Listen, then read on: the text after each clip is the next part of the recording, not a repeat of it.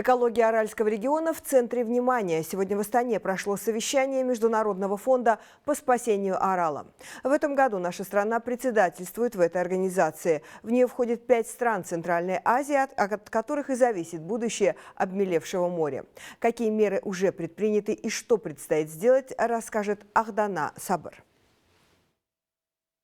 Во второй половине 90-х годов объем воды в Аральском море снизился до критических отметок. А потом от одного из крупнейших в мире закрытых водоемов площадью почти 70 тысяч квадратных метров осталось лишь 10% воды. Оставшийся на дне соль и песок превратили некогда процветающий край в огромную пустыню, в которой теперь высаживают саксаул. Это помогает сдерживать песчано-солевые бури, однако воды не хватает даже для этого неприхотливого растения. Эксперты уверены, попытки восполнить объем воды дадут результат только если действовать сообща. Я сам родом оттуда, поэтому я глубоко убежден, что северную часть Аральского моря можно спасти. Раз хоть северную часть спасем, какие-то экологические проблемы всего Арала можно решить. Имейте в виду, Арал, экологический баланс без водообеспечения нельзя спасти. Понятное дело, что там сейчас саксаул выращивают, все это хорошо. Но у нас есть в Казахстане возможность спасти северную часть Арахны для Казахстана. Но для этого нам надо не то что помощь, согласовать действия с соседними государствами. В Международном фонде по спасению Арала работу в этом направлении ведут не первый год. Казахстан принял председательство в нем с января этого года. А уже сегодня его участники – Таджикистан, Туркменистан, Кыргызстан и Узбекистан – подписали новый план работы на ближайшие годы.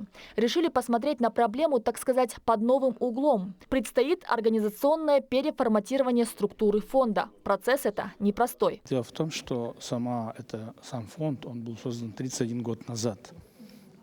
Все документы, правила, которые регулируют деятельность, они были приняты в то время. Естественно, за это время ситуация поменялась, реалии стали другими, и нам нужно привести фонд, его структуру, его органы в соответствии с нынешними реалиями. 5 стран-участниц фонда порой не сходятся во мнениях, но продолжают искать компромиссные решения, потому что их связывает Арал, и он хочет жить. В последние годы в нем отмечается рост уровня воды, и это результат совместной работы сразу нескольких стран и международных организаций. Ведь один из проектов – это переброс воды в Арал из рек Амударьи и Сырдарьи. Таким образом, за 2 года удалось повысить уровень воды с 18 до 22 миллиардов кубометров.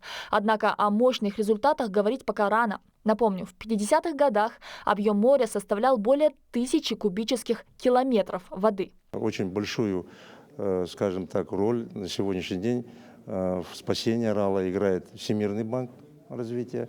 Вы знаете, первый этап был реализован с участием Всемирного банка. И на сегодняшний день они нам предоставили грант в размере $1,5 миллиона на подготовку документа реализации второго этапа. Мы в этом году завершаем подготовку документов.